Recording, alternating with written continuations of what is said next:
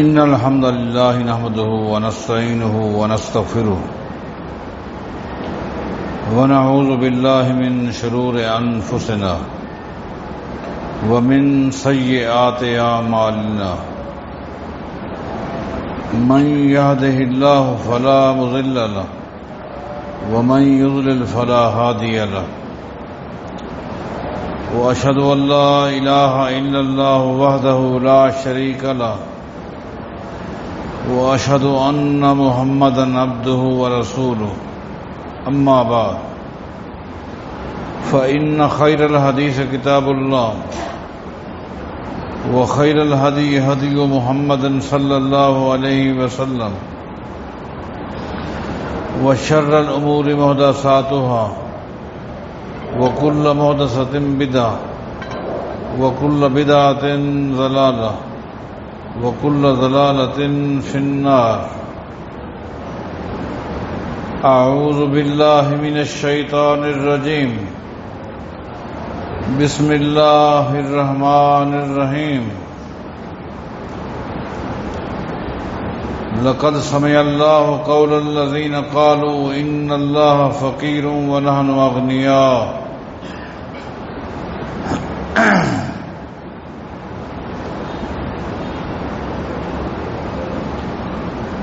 گزشتہ دو جمعوں کے اندر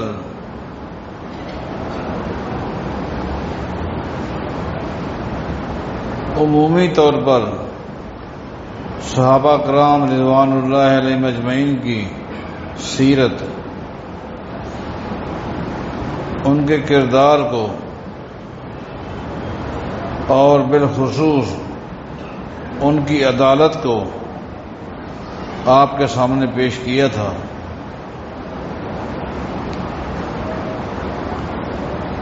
اب ترتیب کے ساتھ کچھ صحابہ کرام کا خصوصی طور پر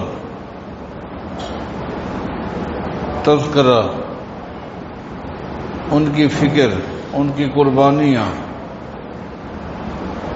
ان کے امتیازات، ان کے مقامات کو آپ کے سامنے رکھنا چاہتا ہوں۔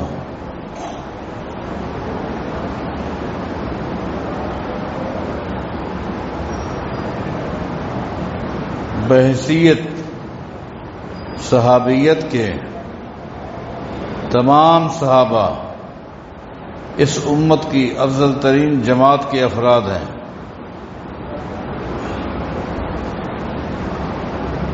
پھر ان میں حدیبیہ پر پیغمبر کے ہاتھ پر بیعت کرنے والوں کا الگ سے ایک مقام ہے، اور پھر ان حدیبیہ والوں میں سے جو لوگ احد کے میدان میں شریک ہوئے تھے، ان کی الگ سے ایک شان ہے، فضیلت ہے۔ اور احد والوں میں سے جو لوگ بدر کے میدان میں تھے، وہ ان میں اور زیادہ افضلیت رکھتے ہیں۔ اور پھر بدر والوں میں سے وہ 10 صحابہ جن کو ایک ہی مجلس میں نبی علیہ السلام نے جنت کی بشارت دی تھی، جن کو آپ عشرہ مبشرہ کہتے ہیں، ان کی الگ سے ایک فضیلت ہے۔ پھر ان 10 میں سے خلفائے راشدین ہیں، اور خلفائے راشدین میں اولین بلکہ اس امت کی افضل ترین شخصیت ابو بکر صدیق ہیں رضی اللہ عنہ۔ اس لیے میں ترتیب کے ساتھ خلفائے راشدین کا، ان کے بعد کئی ایک اور صحابہ کرام اور صحابیات کا، اسی طرح اہل بیت میں سے بعد شخصیات کا ذکر کروں گا۔ اللہ سے دعا کریں اللہ تعالیٰ مجھے توفیق دیتا رہے، اور آپ بھائی، آپ بہنیں توجہ کے ساتھ ان ہستیوں کے مقام کو، فضیلت کو سنتے رہیں، اس سے بڑے فائدے ہوں گے۔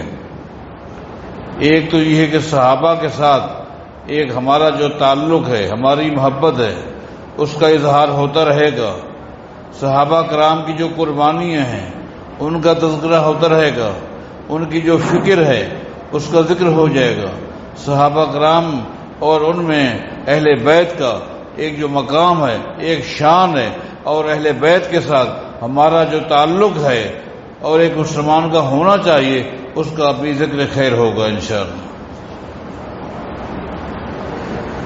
تو میں نے آپ کو عرض کی کہ سب سے پہلے اس ہستی کا ذکر کرتے ہیں جو اس امت کی افضل ترین شخصیت ہے، سیدنا ابوبکر صدیق رضی اللہ تعالیٰ عنہ۔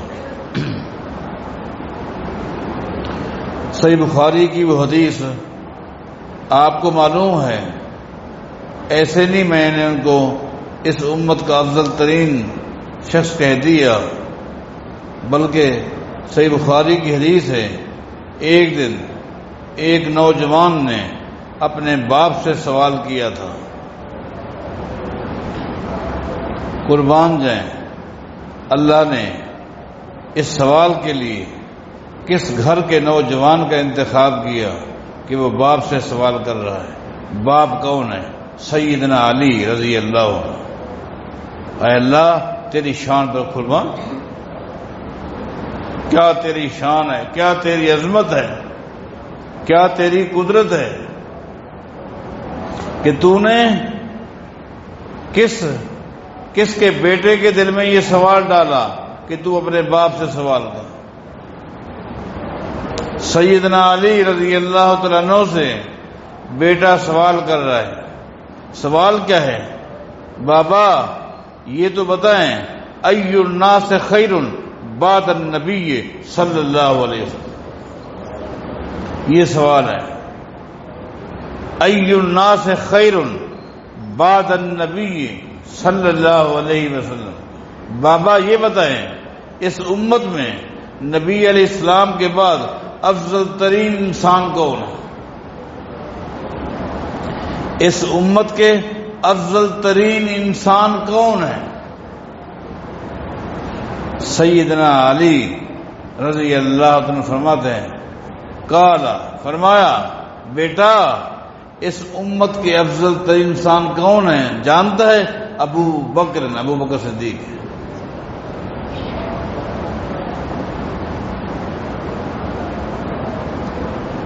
بیٹا کہتا ہے میں نے پھر سوال کیا، ثم من، بابا یہ بتائیں ابو بکر صدیق کے بعد اس امت میں افضل ترین انسان کون ہے؟ صحیح بخاری اٹھائے، قال عمر بن الخطاب، سیدنا علی نے فرمایا ابو بکر صدیق کے بعد اس امت کے افضل ترین انسان عمر بن خطاب ہے رضی اللہ عنہ۔ بچہ کہتا ہے پھر میرے دماغ میں خیال آیا اگر دوبارہ اسی طرح سوال کرتا ہوں تو کہیں بابا عثمان کا نام نہ لے، اللہ،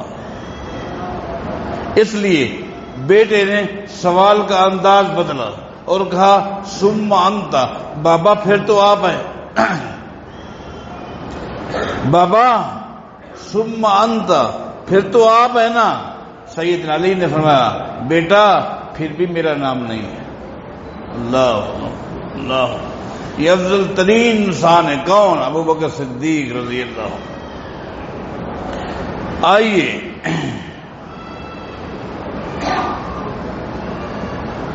سیدنا ابو بکر صدیق رضی اللہ تعالیٰ عنہ کی فضیلتیں، خدمات، قربانی آپ سنتے رہتے ہیں۔ آج کے خطبے میں ابو بکر صدیق رضی اللہ تعالیٰ عنہ کے وہ امتیازات بتاتا ہوں جن امتیازات میں ابو بکر صدیق کے ساتھ اس امت کا کوئی شخص شریک نہیں ہے، کوئی اور شریک نہیں ہے۔ مثلا سیدنا ابو بکر صدیق رضی اللہ عنہ، صدیق یہ لقب ہے۔ میں آپ سے پوچھتا ہوں ابو بکر کو یہ لقب کس نے دیا؟ صدیق کا لقب کس نے دیا؟ قوم نے دیا؟ برادری نے دیا؟ بہت بڑے تاجر تھے، کسی پارٹنر نے دیا۔ یہ رقم کس نے دیا؟ ابو بکر صدیق وہ ہستی ہیں جن کو صدیق کا لقب آسمان سے ملا ہے، آسمان سے ملا ہے۔ اللہ،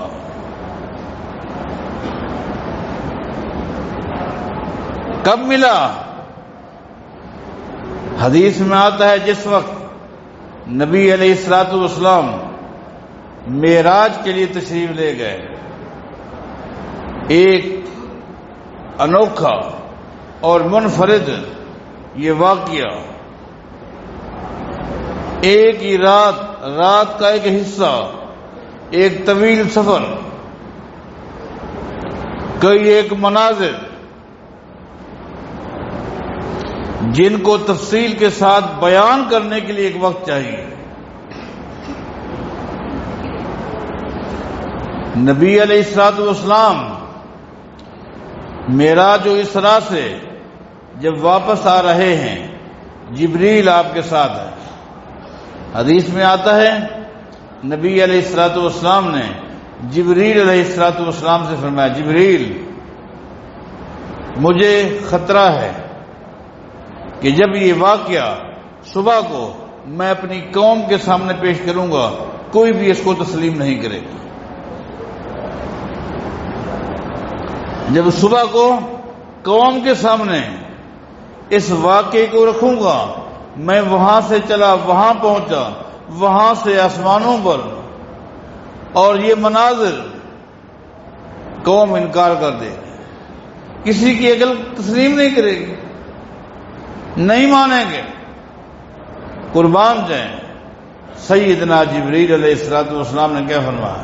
اے اللہ کے رسول صلی اللہ علیہ وسلم، صبح کو جب آپ یہ واقعہ بیان کریں گے، کوئی اور مانے یا نہ مانے، ابو بکر ضرور تسلیم کرے گا، اس لیے کہ آپ کو میں بتا دوں۔ کون کہہ رہے ہیں؟ جبریل کہتے ہیں میں آپ کو بتا دوں ابو بکر جو ہے وہ صدیق ہے۔ ابو بکر کے لیے صدیق کا لفظ کس نے استعمال کیا سب سے پہلے؟ سیدنا جبریل علیہ السلام۔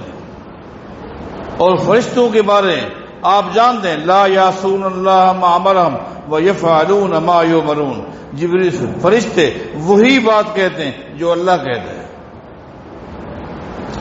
جبریل علیہ السلام اپنی طرف سے ایک جملہ بھی ادا کرنے والے نہیں ہیں، گویا آسمانی فیصلہ تھا کہ یہ صدیق ہے، اور ایسے ہی ہوا۔ نہ پیغمبر عالم الغیب ہیں، نہ جبریل عالم الغیب ہے، لیکن اللہ عالم الغیب ہے۔ اللہ نے جس کو صدیق کہا جبریل کی زبانی، وہ صدیق ہی تھا، صدیق بن کے رہا۔ ایسا ہی ہوا صبح کو جس وقت نبی علیہ السلام نے قوم کے سامنے اس واقعے کو پیش کیا، ایسا ہی ہوا، کوئی بھی تسلیم کرنے کے لیے تیار نہیں۔ اتفاق سے سیدنا ابو بکر صدیق رضی اللہ تعالیٰ عنہ مکہ سے باہر تھے، پتہ نہیں کہ رات کیا ہوا، آ رہے ہیں، راستے میں امیہ سے ملاقات ہو گئی، ابو جہل ساتھ ہے۔ یہ بتا ابو بکر، یہ بتا اگر کوئی شخص یہ کہے کیا یہ ممکن ہے کہ میں مکہ سے چلا، بیت المقدس پہنچا،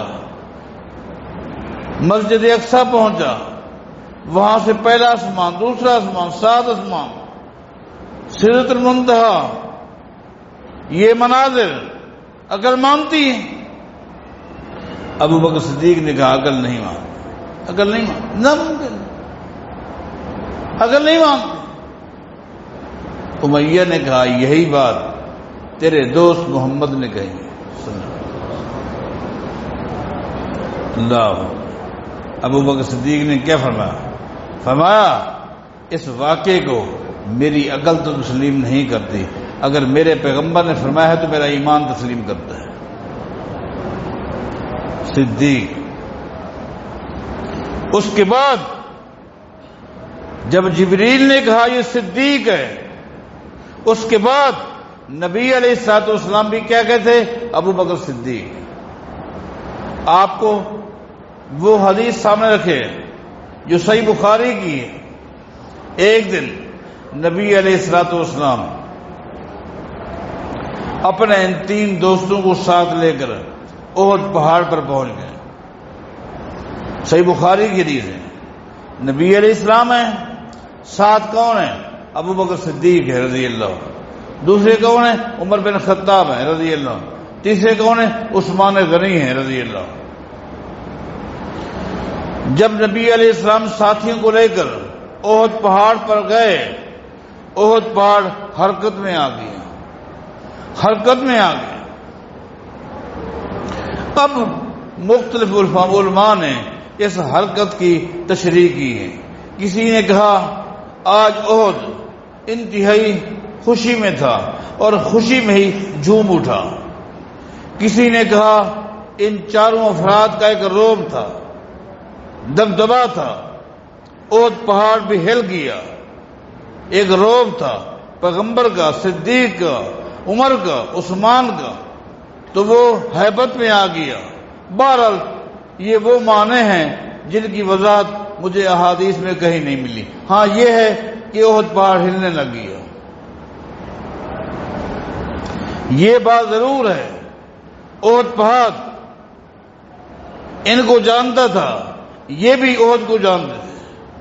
نبی علیہ السلام فرمایا کرتے تھے، بخاری کی حدیث ہے، ایک دن آپ احد پہاڑ کے قریب گئے تو آپ نے فرمایا تھا ھذا احد یحبنا ونحبہ، لوگوں یہ احد پہاڑ ہے، یہ ہم سے محبت کرتا ہے، ہم بھی اس سے محبت کرتے ہیں۔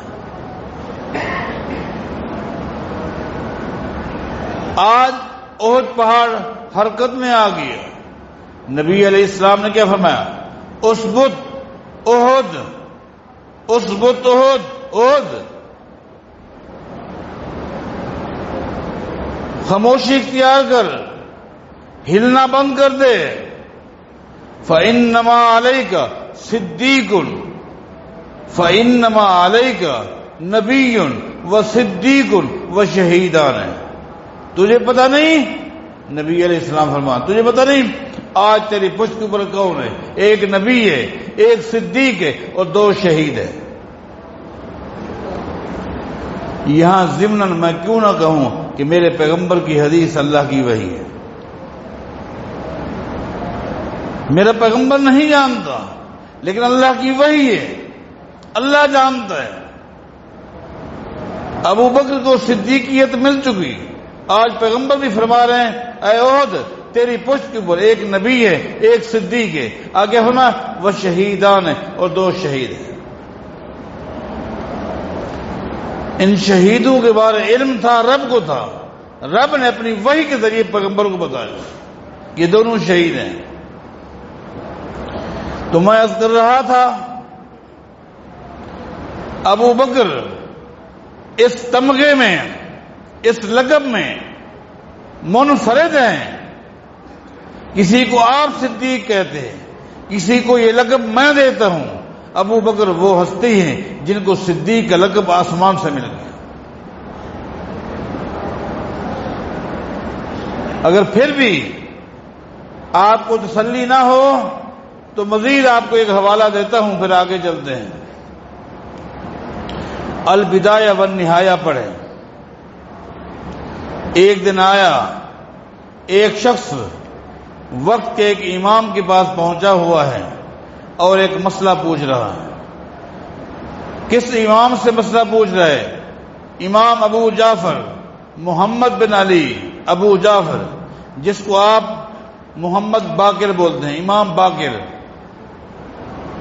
امام باقر کے پاس ایک شخص پہنچا ہوا ہے اور مسئلہ پوچھ رہا ہے۔ مسئلہ کیا ہے؟ امام صاحب یہ بتائیں، ایک آدمی کے پاس تلوار ہے، وہ اپنی تلوار کو خوبصورت بنانے کے لیے اس کو زیور کے ساتھ آراستہ کرتا ہے، موتی لگا دیتا ہے، موتی لگا دیتا ہے تاکہ میری تلوار خوبصورت بن جائے۔ تو تلوار کو زیور کے ساتھ آراستہ کرنا شریعت کے مطابق جائز ہے کہ ناجائز ہے؟ مسئلہ کس سے پوچھا گیا؟ امام باقر سے۔ امام باقر رحمہ اللہ فرماتے ہیں جی ہاں جائز ہے، شریعت کی لو سے جائز ہے، آدمی اپنی تلوار کو زیور کے ساتھ آراستہ کر سکتا ہے۔ اس شخص نے کہا امام صاحب اس کی کوئی آپ کے پاس دلیل ہے؟ دلیل ہے تو مجھے دلیل دے دیں۔ امام باقر فرماتے ہیں جی ہاں میرے پاس دلیل ہے، اور دلیل یہ ہے ابو بکر صدیق کے پاس تلوار تھی۔ کیا کہا؟ ابو بکر صدیق کے پاس تلوار تھی، اور اس نے ابو بکر صدیق نے اپنی تلوار کو زیور کے ساتھ آراستہ کیا ہوا تھا۔ جب امام باقر نے ابو بکر صدیق کہا تو وہ شخص ایک دم بھڑک اٹھا اور کہتا ہے آپ بھی ابو بکر کو صدیق کہتے ہو؟ کیا کہا؟ آپ بھی ابو بکر کو صدیق کہتے ہو؟ اس وقت امام باقر لیٹے ہوئے تھے۔ جب اس شخص نے یہ کہا تو البدایہ والنہایہ میں ہے امام باقر اٹھ کر بیٹھ گئے اور اپنا چہرہ قبلہ کی طرف کیا، قبلے کی طرف رخ کیا، اور کیا کہا؟ نام الصدیق، نام الصدیق، جی ہاں ابو بکر صدیق ہے، جی ہاں ابو بکر صدیق ہے۔ آگے کیا کہا؟ فمن لم یکن الصدیق فلا صدق اللہ لہ قولا فی الدنیا والآخرہ، دنیا کا جو شخص ابو بکر کو صدیق نہیں مانے گا وہ دنیا میں بھی جھوٹا ہے، قیامت دن بھی جھوٹا ہوگا۔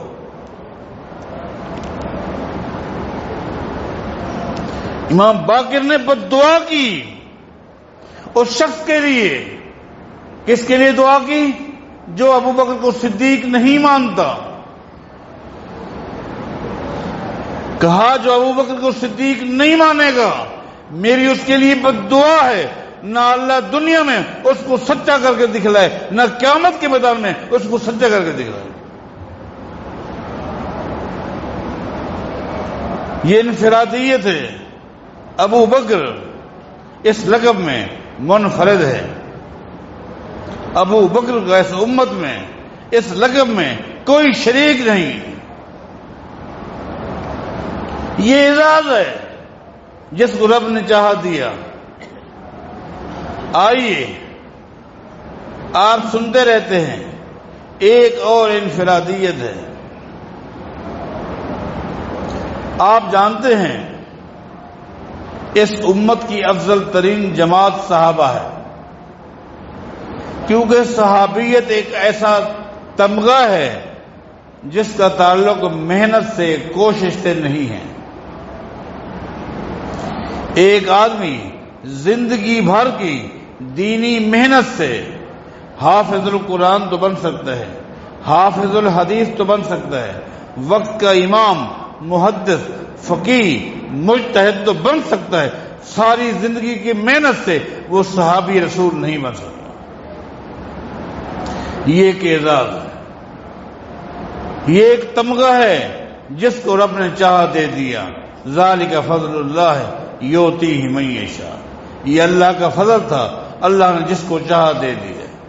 اگر محنت سے کسی کو تمغہ ملتا، سوید بن غفلہ کو ملتا، جو چلتے چلتے جوانی سفر میں گزار کر بڑھاپا طاری ہو چکا مدینے میں پہنچتا ہے، صحابیت کی لسٹ میں شامل ہونے کے لیے لوگوں سے پوچھا نبی علیہ السلام کہاں ملیں گے؟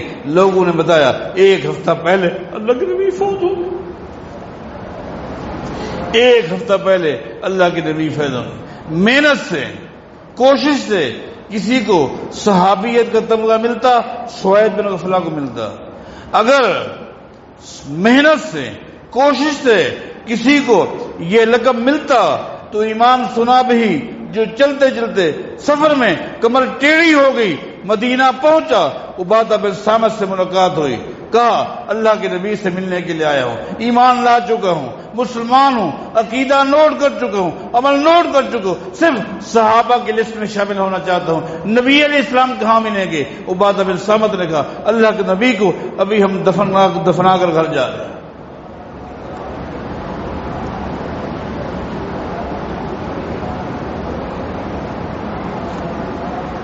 یہ ایک اعزاز تھا جس کو رب نے چاہا عطا کر دیا۔ حضرات، جب میں سیرت صحابہ کا مطالعہ کرتا ہوں تو مجھے صحابہ کرام میں سے کچھ گھرانے ایسے بھی ملتے ہیں، ایسے خوش نصیب گھرانے ملتے ہیں جن کی دو دو پشتیں صحابہ کا درجہ حاصل کر چکی، باپ بھی صحابی، بیٹا بھی صحابی۔ سبحان اللہ، صحابی ہونا معمولی بات ہے۔ لن تمس النار من رآنی مسلما، نبی علیہ السلام نے فرمایا تھا، لوگوں جس شخص نے ایمان کی حالت میں مجھے دیکھا اور اسی ایمان پر اس کا انتقال ہو گیا تو اس انسان پر اللہ نے جہنم کی آگ کو حرام کر دیا۔ میں نے کہا کچھ گھرانے ایسے ملے جس گھرانے کے اندر دو دو پشتے ہیں، صحابہ، باپ بھی صحابی، بیٹا بھی صحابی، ماں بھی صحابیہ، بیٹی بھی صحابیہ، دو دو پشتیں صحابہ کا درجہ۔ حضرات، اس امت میں چند خوش نصیب ایسے بھی گھرانے ہیں جن گھرانے کو یہ اعزاز حاصل ہے جن کی تین تین پشتیں صحابہ ہیں۔ اللہ، تین تین پشتیں صحابہ، باپ بھی صحابی، بیٹا بھی صحابی، پوتا بھی صحابی، ماں بھی صحابیہ، بیٹی بھی صحابیہ، پوتی نواسی بھی صحابیہ۔ حضرات، سیرت صحابہ کے مطالعے سے ایک گھرانہ مجھے ملا ہے، ایک گھرانہ جس گھرانے کو یہ شرف حاصل ہے، جس گھرانے کی چار پشتیں صحابہ ہیں، اور یہ گھرانہ ابو بکر صدیق ہے رضی اللہ۔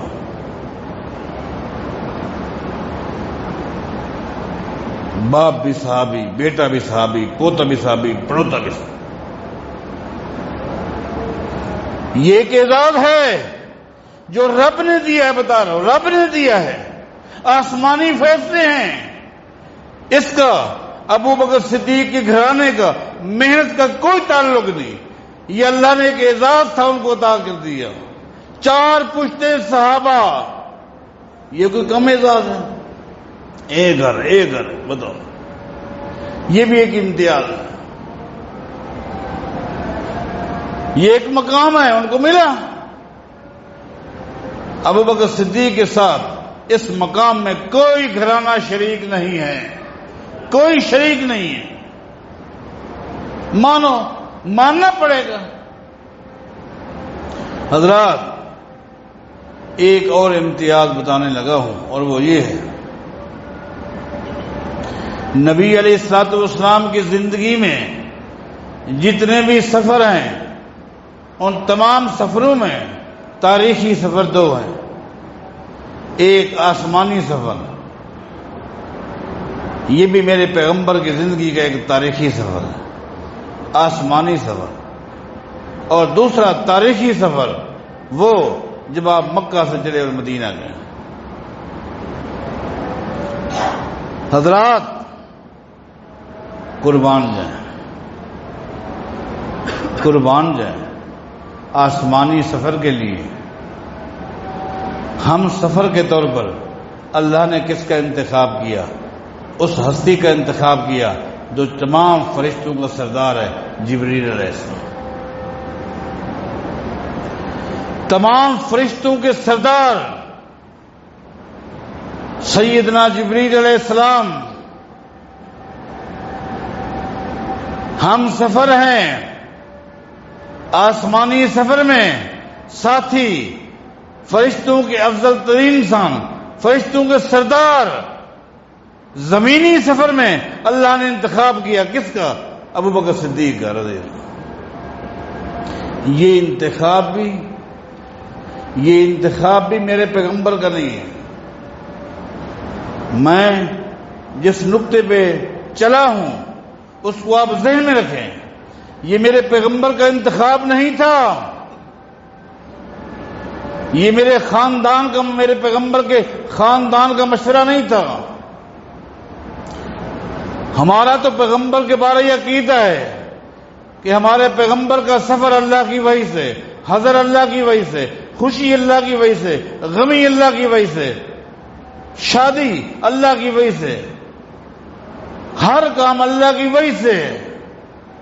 آئیے اس سفر کے لیے نبی علیہ السلام نے انتخاب کیا ہے یا یہ انتخاب اللہ کا تھا؟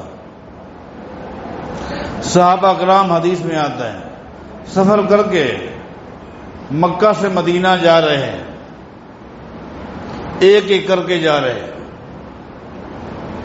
ایک دن ابو بکر صدیق رضی اللہ تعالیٰ عنہ نبی علیہ السلام کی خدمت میں حاضر ہوتے ہیں۔ ابو بکر کیسے آنا ہوا؟ ہجرت کے لیے اجازت لینے کے لیے آیا ہوں، لوگ جا رہے ہیں، آپ مجھے اجازت دیں تاکہ میں بھی ہجرت کروں۔ نبی علیہ السلام نے کیا فرمایا؟ لا تعجل، ابو بکر جلدی نہ کر۔ سنیے، لا تعجل، ابو بکر جلدی نہ کر۔ لعل اللہ یجعل لک صاحبا، مجھے امید ہے کہ اللہ تعالیٰ تیرا میرا سفر ایک ساتھ بنائے گا، اللہ کا فیصلہ آئے گا، انتظار کر، اللہ تعالیٰ فیصلہ کرے گا۔ پیغمبر نے یہ نہیں فرمایا میرے فیصلے کی انتظار کر، رک جا، اللہ کے فیصلے کی انتظار کر، مجھے امید ہے اللہ تعالیٰ میرے سفر کے لیے جس ساتھی کا انتخاب کرے گا، مجھے امید ہے یہ انتخاب تیرا ہی ہو۔